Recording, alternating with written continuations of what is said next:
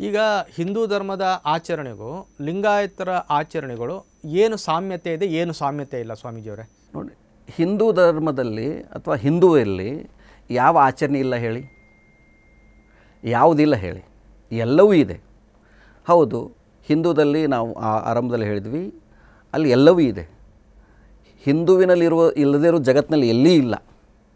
ಹಾಗಾಗಿ ಕಾಲ ತಕ್ಕಂತೆ ಹಿಂದುವಿನ ವಿಚಾರಧಾರೆಯಲ್ಲಿ ನೀವು ಬಂದಾಗ ಅದನ್ನು ಹೇಳ್ತೀವಿ, ಅದೊಂದು ವಿಶಾಲವಾಗಿರುವಂಥ ಮಹಾಸಾಗರ. ಆ ಮಹಾಸಾಗರದಲ್ಲಿ ಮೋಡಾಗಿ ಮತ್ತೆ ಅದು ಮಳೆ ಕರೀತದೆ. ಮಳೆ ಕರೆದಾಗ ತೊರೆಗಳಾಗಿ, ನದಿಗಳಾಗಿ, ಹಳ್ಳಗಳಾಗಿ ಅವು ಹರಿಲಿಕ್ಕೆ ಶುರು ಮಾಡ್ತವೆ ಅವರದೇ ಆದ ದಿಕ್ಕಿನಲ್ಲಿ. ಮತ್ತೆ ಅವು ಎಲ್ಲಿ ಲೀನ ಆಗ್ತವೆ? ಆ ಮಹಾಸಾಗರದಲ್ಲೇ ಲೀನ ಆಗಬೇಕು. ಸಾಗರದಲ್ಲೇ ಹುಟ್ಟಿ ಮತ್ತು ಸಾಗರದಲ್ಲಿ ಲೀನ ಆಗುವಂಥ ಒಂದೇನು ಪ್ರೊಸೆಸ್ ಇದೆ, ಅದೇ ಹಿಂದೂ ಅನ್ನುವಂಥದ್ದು ನಮ್ಮದು. ಅಲ್ಲ, ಈಗ ಭಾರತ ಅಂತ ಹೇಳುವಂಥದ್ದು ಜಾತಿ ವ್ಯಾಮೋಹ ಇರತಕ್ಕಂಥ ಒಂದು ದೇಶ. ಪ್ರತಿಯೊಂದು ಜಾತಿಯಲ್ಲೂ ಅವ್ರದ್ದೇ ಆದಂತಹ ಒಂದು ಅಘೋಷಿತ ಕಾನೂನುಗಳು, ನಂಬಿಕೆಗಳು, ಆಚರಣೆಗಳು ಇದ್ದೇ ಇದೆ. ಈ ವ್ಯಾಮೋಹ ಜಾತಿದು ಹೋಗದೆ ಹೇಗೆ ಧರ್ಮ ಗಟ್ಟಿಯಾಗಲಿಕ್ಕೆ ಸಾಧ್ಯ ಅಂತ? ಅಲ್ಲ, ಜಾತಿ ಅನ್ನುವಂಥದ್ದು ಬಂದಿರೋದು ನಾವು ಮಾಡುವ ಕಾಯಕದ ಮೇಲೆ ಬಂದಿರುವಂಥದ್ದು. ಮಡಿವಾಳ ಮಾತ್ಸಯ್ಯನವರು ಅವರು ಬಟ್ಟೆನ ತೊಳಿತಾಯಿದ್ರು. ಸಮಗಾರ ಹಳ್ಳಯ್ಯನವರು ಪಾದರಕ್ಷೆಯನ್ನು ಮಾಡ್ತಾಯಿದ್ರು. ನೂಲಿಯ ಚಂದಯ್ಯನವರು ಹಗ್ಗವನ್ನು ಹೊಯಿಸ್ತಾಯಿದ್ರು.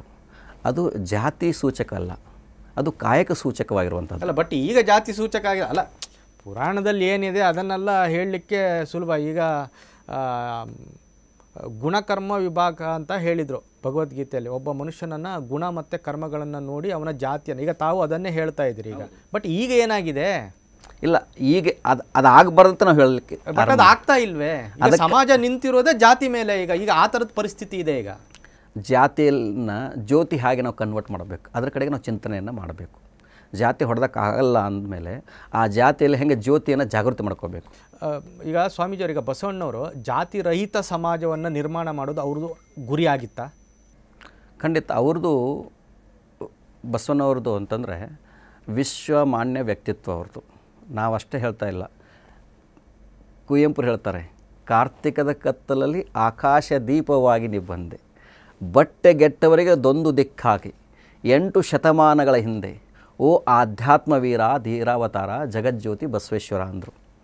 ಯಾರಿಗೆ ಬಟ್ಟೆ ಇರಲಿಲ್ಲ ಅಂದರೆ ಈ ಬಟ್ಟೆ ಅಲ್ಲ, ಬಟ್ಟೆಗೆಟ್ಟವರಿಗೊಂದು ದಿಕ್ಕಾಗಿ, ಯಾರಿಗೆ ಸರಿಯಾಗಿ ಪಥ ಗೊತ್ತಿರಲಿಲ್ಲ ಅವ್ರಿಗೆ ಪಥವನ್ನು ತೋರಿಸ್ಲಿಕ್ಕೆ ಬಸವಣ್ಣವರು ಬಂದರು. ಅದು ಹೇಗೆ? ಕಾರ್ತಿಕದ ಕತ್ಲೆ, ಕಾರ್ತಿಕ ಮಾಸ ಕಂಪ್ಲೀಟಾಗಿ ಕತ್ಲಾಗಿರುತ್ತೆ. ಆವಾಗ ನಾವೆಲ್ಲ ಕಾರ್ತಿಕೋತ್ಸವ ಅಂತ ಮಾಡ್ತೀವಿ, ದೀಪ ಹಚ್ತೀವಿ. ಯಾಕಂತಂದ್ರೆ ಅದೊಂದು ಚಿಹ್ನೆ ಅಂಥೇಳಿ, ಅದೊಂದು ನೆಪ ಅಷ್ಟೇ. ಅದು ನಮ್ಮೊಳಗಿರುವಂಥ ಏನು ಅಜ್ಞಾನ ಇದೆ ಅದನ್ನು ಕಳ್ಕೊಳ್ಳಿಕ್ಕೆ ಬಸವಣ್ಣವರು 800 ವರ್ಷಗಳಿಂದ ಬಂದರು.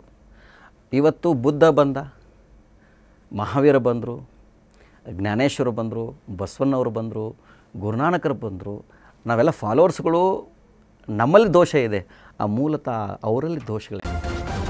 ನ್ಯೂಸ್ ಫಸ್ಟ್, ನಿರ್ಭೀತಿಯಿಂದ ನಿಮ್ಮ ಪರವಾಗಿ.